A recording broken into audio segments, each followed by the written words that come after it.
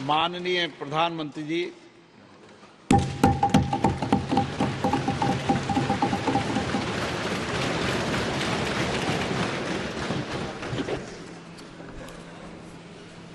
आदरणीय अध्यक्ष महोदय,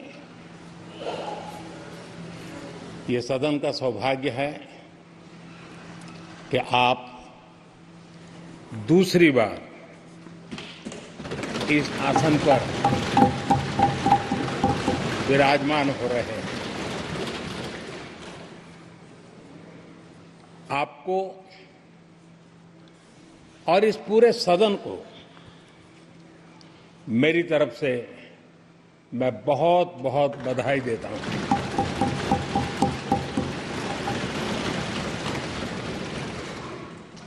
आदरणीय अध्यक्ष जी, मेरी तरफ से आपको शुभकामनाएं हैं, लेकिन इस पूरे सदन की तरफ से भी आपको अनेक अनेक शुभकामनाएं। अमृत काल के इस महत्वपूर्ण कालखंड में दूसरी बार इस पद पर विराजमान होना बहुत बड़ा दायित्व आपको मिला है और आपका 5 वर्ष का अनुभव और आपके साथ हम लोगों का 5 साल का अनुभव, हम सबका विश्वास है कि आप आने वाले 5 साल हम सबका मार्गदर्शन भी करेंगे और देश की आशा अपेक्षाएं पूर्ण करने के लिए ये सदन अपना दायित्व निभाने में आपकी बहुत बड़ी भूमिका रहेगी। आदरणीय अध्यक्ष जी, हमारे शास्त्रों में कहा गया है कि विनम्र और व्यवहार कुशल व्यक्ति सफल सहज रूप से होता है और आपको तो उसके साथ साथ एक मीठी मीठी मुस्कान भी मिली हुई है। आपके चेहरे को ये मीठी मीठी मुस्कान पूरे सदन को भी प्रसन्न रखती है। मुझे विश्वास है आप हर कदम पर नए प्रतिमान, नए कीर्तिमान गढ़ते आए हैं। 18वीं लोकसभा में स्पीकर का कार्यभार दूसरी बार संभालना ये अपने आप में एक बड़ा नया रिकॉर्ड बनते हम देख रहे हैं। श्री बलराम जाखड़ जी वो पहले ऐसे अध्यक्ष थे जिन्होंने 5 साल कार्यकाल पूरा करके फिर दोबारा उनको स्पीकर बनने का अवसर मिला था। उसके बाद आप हैं जिन्हें 5 साल पूर्ण करने के बाद दोबारा इस पद पर आसीन होने का अवसर मिला। गत 20 साल का एक ऐसा कालखंड रहा है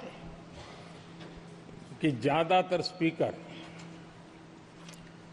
या तो उसके बाद चुनाव नहीं लड़े हैं या तो जीत करके नहीं आए हैं।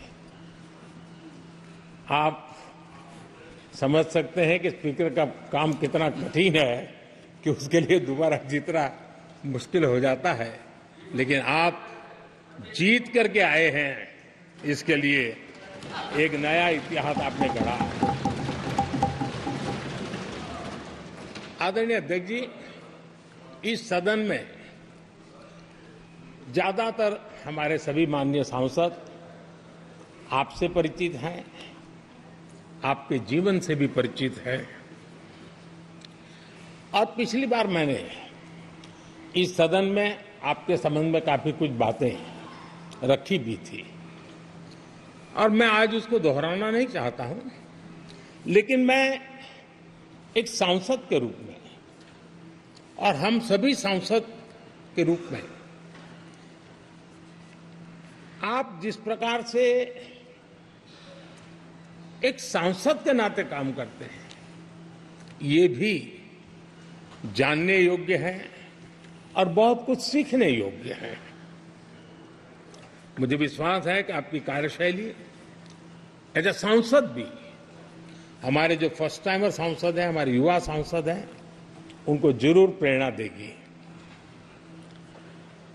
आपने अपने कार्यक्षेत्र में, संसदीय क्षेत्र में स्वस्थ मां और स्वस्थ शिशु एक कमिटमेंट के साथ जो अभियान चलाया है और सुपोषित मां, इस अभियान को आपने जिस प्रकार से अपने क्षेत्र में प्राथमिकता देकर के खुद को इन्वॉल्व करके किया है, वो वाकई प्रेरक है। आपने कोटा के ग्रामीण क्षेत्रों में हॉस्पिटल ऑन व्हील्स, ये भी एक मानव सेवा का उत्तम काम, जो राजनीतिक कामों के सिवाय करने वाले कामों में आपने किया है, वो भी अपने आप में गांव-गांव लोगों को स्वास्थ्य सेवाएं पहुंचाने में मदद कर रहा है। आप नियमित रूप से गरीबों को कपड़े, कंबल, मौसम के अनुसार छाता की जरूरत है छाता, जूते, ऐसी अनेक सुविधाएं समाज के आखिरी तबके के जो लोग हैं उनको खोज करके पहुंचाते हैं। खेलों में प्रोत्साहन देना आपके क्षेत्र के युवकों में, यह आपने एक प्राथमिकता के रूप से काम उठाया है। आपके पिछले कार्यकाल में 17वीं लोकसभा में मैं कहता हूं कि संसदीय इतिहास का वो स्वर्णिम कालखंड रहा है। आपकी अध्यक्षता में संसद में जो ऐतिहासिक निर्णय हुए हैं, आपकी अध्यक्षता में सदन के माध्यम से जो सुधार हुए हैं, ये अपने आप में एक सदन की भी और आपकी भी विरासत है। और भविष्य में 70वीं लोकसभा के संबंध में जब विश्लेषण होंगे, उसके विषय में लिखा जाएगा, तो भारत के भविष्य को नई दिशा देने में आपकी अध्यक्षता वाली 70वीं लोकसभा की बहुत बड़ी भूमिका रही है।